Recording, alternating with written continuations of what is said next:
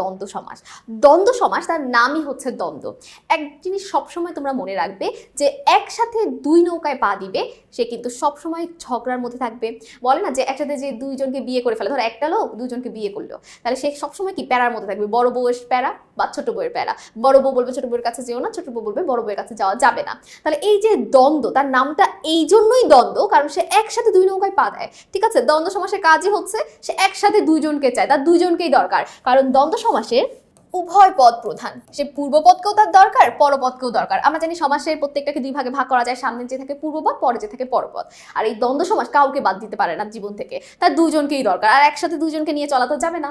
তো আমাদের দ্বন্দ্ব সমাসের প্রশ্নগুলো একটু আমরা দেখে নেই। খুবই কম প্রশ্ন আসে দ্বন্দ্ব সমাস থেকে, বেশিরভাগ কর্মধারায়, তৎপুরুষ, বহুব্রীহি এগুলো থেকেই আসে। প্রথম প্রশ্নটা হচ্ছে হিতাহিত কোন সমাস? অবশ্যই দ্বন্দ্ব সমাস। হাট বাজার কোন অর্থে দ্বন্দ্ব? মিলনার্থে, বিরোধার্থে, সমার্থে, বিপরীতার্থে। এটা কি হবে? হাট ও যা বাজার ও তা, এটা কিন্তু সেম জিনিস। হাটেও আমরা মার্কেট করতে যাই, বাজারেও, তো এটা হচ্ছে সমার্থে, সমার্থক শব্দ দুইটা।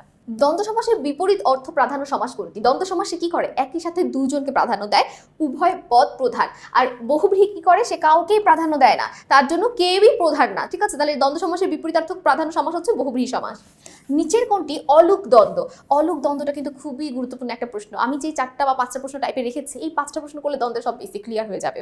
অলুক দ্বন্দ্ব সেটা হচ্ছে কি জানো? বিভক্তি থাকবে। যে দ্বন্দ্ব সমাসে সমস্ত পদে বিভক্তি থাকবে। আর আমি কিন্তু তোমাদের বিভক্তিও শিখিয়েছি। বিভক্তি মানে কি? একার থাকা, বয়শূন্য র থাকা, ধীরে সুস্থে, ছেলে মেয়ে, গাছে পাকা, চলনে বলনে। তাহলে এখন একটা জিনিস লক্ষ্য করো, এটা উত্তরটা কি হবে বলো তো?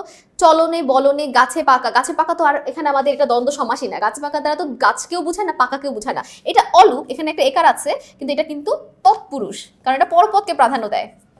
আমাদের তো এটাও লক্ষ্য রাখতে হবে দ্বন্দ্ব সমাস উভয় পদকে প্রাধান্য দেয়। তাহলে উত্তরটা কি হবে বলো তো? চলনে বলনে। চলন বলন, চলন বলনের সাথে একটা একার আছে, চলন বলন দ্বারা একই জিনিস বোঝায়, দুইটাকেই প্রাধান্য দেওয়া হয়, একই অর্থ, অর্থাৎ উভয় পদ প্রধান, আবার একই সাথে বিভক্তি আছে, এই জন্য এটা সঠিক উত্তর। বাকিগুলোতে বিভক্তি থাকলেও সেটাতে কিন্তু পরপদকে প্রাধান্য দিচ্ছিল। আর দ্বন্দ্ব সমাস হতে হলে শর্ত হচ্ছে কি?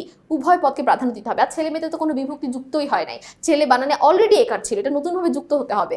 একার থাকলেই হবে তা না, বিভক্তি আকারে যুক্ত হতে হবে। ঠিক আছে, অলুক মানেই বিভক্তি থাকবে, একটা শব্দের সাথে একার থাকবে, বা বয়শূন্যরা থাকবে, বা এর থাকবে, বা কে থাকবে, কে রে দ্বারা দিয়া করতে, কে রে হতে থেকে চেয়ে, এই বিভক্তিগুলো থাকতে হবে। তো সকলকে অসংখ্য ধন্যবাদ দ্বন্দ্ব সমাসটা আমাদের সাথে সমাধান করার জন্য। পরবর্তী পর্বে আমন্ত্রণ রইল। আসসালামু আলাইকুম, আল্লাহ হাফেজ।